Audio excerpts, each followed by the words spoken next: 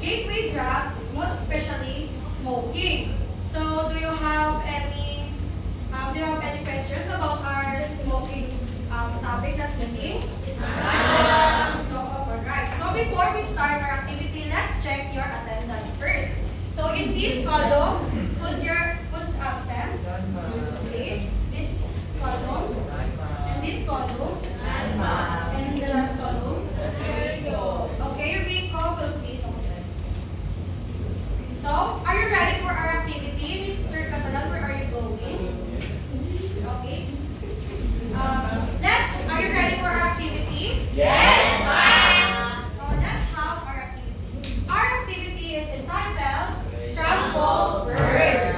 So, all you need to do is just raise your hand if you know the answers. So, for the first scrambled word. So, do you have any answer? Yes, Miss Shireen. Let's see if your answer is correct. You are correct. So please, let's give a round of applause for okay. For the next word. Anyone? Yes, Queenie. Let's see if your answers are correct. It is alcoholism. So next. Yes, Mr. Lloyd. Are you sure? Let's see if your answer is correct. Now, class, we are correct, class. Be reminded with our smart rules, okay? Okay, so I have here a video. And you all need to do is to observe, and I will ask some person to set his or her answer based on the observation.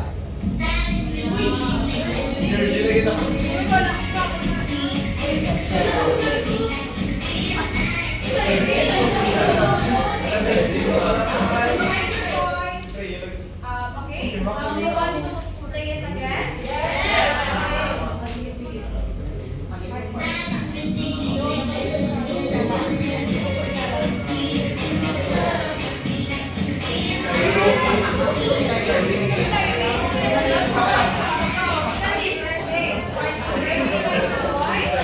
Okay, class.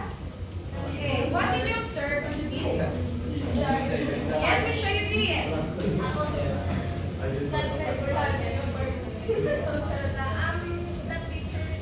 That picture shows groups of people where they are having fun while they are already drunk. Okay. Very good observation, Miss Calvarido. And that's what leads to our topic, which is the reasons why people drink alcohol. So let's be guided with our learning objective. So class, please read. At the end of the lesson, the students are expected to Class, here be the reasons people drink alcohol through class discussion and analyze comprehensively the possible outcome or problem when people drink alcohol through problem-related activity. Alright. So do you have any questions about our objectives? Okay, let's proceed. So alcohol is a type of drug that's found in drink like beer, wine, and liquor. It's made by fermenting things like fruits, grain, or sugar. When you drink alcohol, it gets absorbed in your bloodstream and affect your brain, making you feel relaxed or happy. But it can also make you less coordinated, sleepy, or even sick if you drink too much. So, drinking alcohol can give you satisfaction or pleasure with your body. But please always keep in mind that there are lots of negative consequences if you drink alcohol. So, here are the reasons why people drink alcohol. The first is peer pressure. So, social circles and peer influence are strong determinants, especially among adolescents and young adults. So, mostly at your age, you are tend to be curious and want to be one of the groups that so that and you cannot feel left behind. So, you tend to do something that they are doing just like drinking alcohol. So do you have any questions about the peer pressure? Okay, so next, family influence. Individuals with a family history or alcohol use may be more likely to drink due to genetic or environmental influence. So, may I ask question, who among you in your family that you can observe when your parents are drinking alcohol? Anyone? Yes, Mr. Ibanos. Sir, sa pamilya ko, ma'am, kung umaupo, sila gamako. So, let's stand up, Mr. Ibanos. So, ano ginagawa mo kung yun ang nangyayari? Wala ma'am, galang tao lang po. Okay. So, family influence is one of the factors why people drink alcohol rather, because we all know that adults, we think that in your generation, you think that all doings of the adults are good. So you tend to show them to drinking alcohol. So you keep it in your mind that drinking alcohol is good. Okay, do you have any questions about the family influence? Okay, let's proceed. The third one is stress relief. Alcohol is sometimes used to cope with stress and emotional difficulties, providing a temporary escape from negative feelings. Can you observe that some people, your older brother or sisters tend to drink alcohol because they are suffering from depression, anxiety, or they want to escape from reality, so they drink alcohol to forget their problems. So do you have any questions about the stress relief? Okay, so let's proceed. And lastly, advertising and media influence. Marketing and media portrays of alcohol consumptions can influence individual perceptions and behavior. So we all know that today's generation, we have cell phones, right? Do you have cell phones? Yes. Okay, so we give much time in social media that we all don't know that some of the contents in social media can is negative for you. So one of the example is that, for example, you have an idol and your idol posted that he and his friends are drinking alcohol. So you tend to idolize him. So you tend to also drink alcohol just like your idol. So do you have any questions about the advertising and media influence? So since you don't have enough questions, I have questions for you. For questions, why do we need to value the importance of alcohol prevention? Anyone? Yes, Mr. Nordin. Miss Nordin, I think you have in mind. Okay, class, remember our classroom rules. I think we need to value the importance of alcohol prevention para we lessen the risk factors such as mga cancer, mga sakit. Very good, Miss Nordin. It is important to know and to prevent drinking alcohol because there are lots of diseases that we can attain when we drink alcohol. So again, to wrap up our lesson, what are the reasons why people drink alcohol? Give me one. Anyone? Mr. Lee, give me one examples of reasons why people drink alcohol. One of the reasons, ma'am, why people drink alcohol is peer pressure. Okay, peer pressure. Anyone else? Yes, Mr. Valmonte. What? A family influence. Yes, Miss Queenie. Media and advertising. And lastly, yes, Mr. Vanos. Yes. Stress relief. Thank you for your participation. So, I am here an activity. Are you ready for our activity? Yes. Okay. Our activity is entitled Problem Predicting. So, here is the instruction. The student will be given 1 minute to write 3 possible outcomes or problems that may occur based on the given scenario. You must arrange the scenario in order from the most upsetting to the easiest to handle. and you will be given 1 minute rather, sorry for that grammatical error, to explain your rank case. So I have here an example. The scenario is grade 17 years old Alec is hanging out with his best friend, Ben, outside the school building. They're both feeling stressed about upcoming exams, and Ben pulls out a pack of cigarettes. He lights one up, taking a long drag and inhaling a plum of smoke.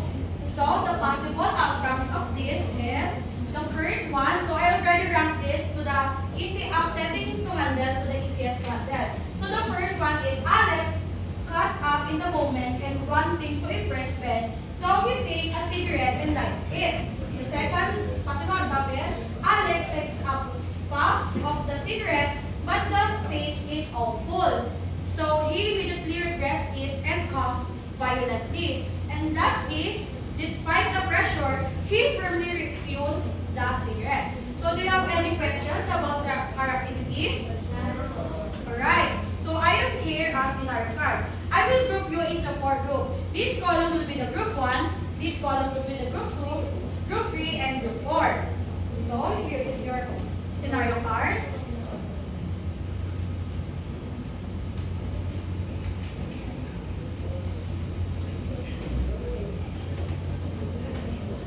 So, let's read the scenario first. I'll just read it. It's a Friday night and 16 years old. Class, please be listen because this is your first scenario. It is a Friday night and 16-year-old Maya is at a party with her friends. They are all hanging out in the basement, listening to music and talking. Maya sees a group of older kids in the corner drinking beer from a cooler. One of them offers Maya a beer, saying, "Come on, it's just one. Everyone's doing it." Maya feels pressure to take a drink, but she knows she's not supposed to drink yet. She's also worried about what her parents would think if they found out. So do you have any questions about our scenario? So class, please stand up and go to your group leader so that you are going to start your activity. I'll give you 1 minute to do this. Help with the class. Your 1 minute start now.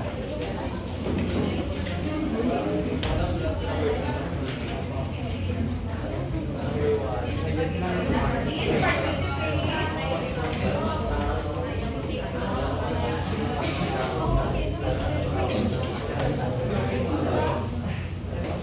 Do you have any question in group 2? Do you have any questions?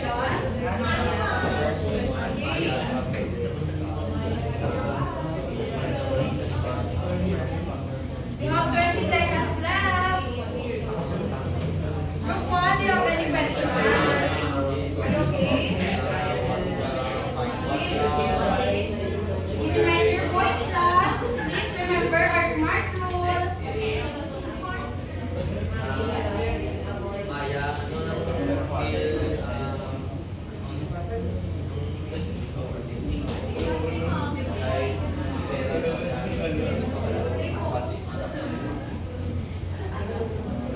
Okay, your 1 minute is ended. Okay, class, please go back to your respective seats.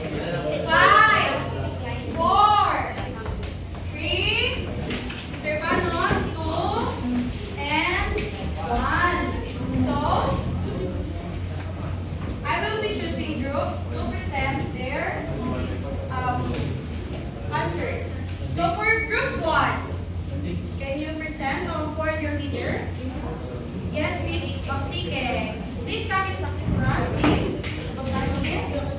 Okay, can you read your answers? Class, listen to Miss Osike. Number 1, Maya tries the beer because she feels pressured. Number 2, after she tries to drink the beer, Maya doesn't like the taste. Number 3, Maya declines also. Wait, so why do you think that is your rank is from upsetting to easiest to handle?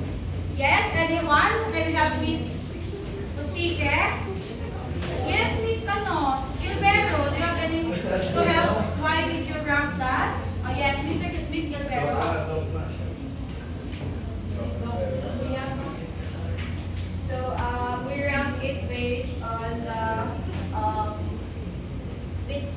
the easiest way that Maya would do is to decline the offer. But the hardest part that would Maya is to try the beer because there are a lot of instances na pwede siya i-convince ang iyang mga peers. Okay, thank you for that. So, let's have group 3. Okay, group 3. Yes, Miss? So our ranking would be first, Maya tend to drink because of the pressure. Second, she will get drunk. And then third, she declined the offer. Okay, thank you. Okay, just wait for a while.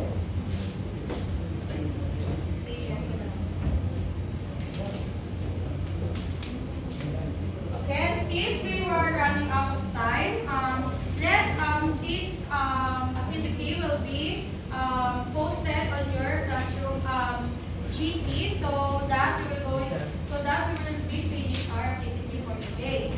It's just it's the same. You will going to pick 3 and then you will create a negative and positive outcomes. Then you will going to create a story.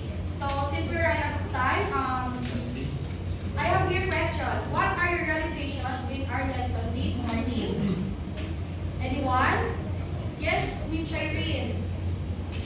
I realized that being parang mabaguhan ka sa mga bagay-bagay, we should lessen our curiosity sometimes because our curiosity can lead us to danger. Okay, thank you, Miss Shireen. So, please be guided with our assignment. Think of other reasons why people drink alcohol. Think as many as you can because we are going to tackle that next week. So, class, please stand up. So, your please to be posted on your GC as well. Okay, Mr. Rosaria, please lead us to our closing prayer.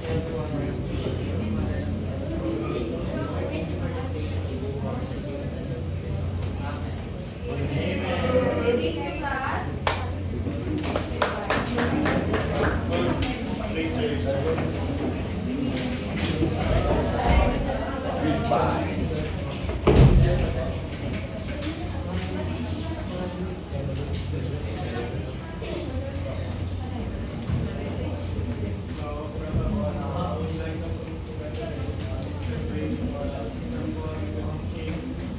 First is the good points. First is well-motivated always very much by yourself. Next is by confident. Confident na rin sa mga tutulog. Wala kayong tutulog na may kayang na tutulog. Next is the knowledge. Ina-acknowledge mo rin ang student na pagkakal ng kanina na tapos kung magawa sa mga knowledge. Wala kong dito ay pagkakal.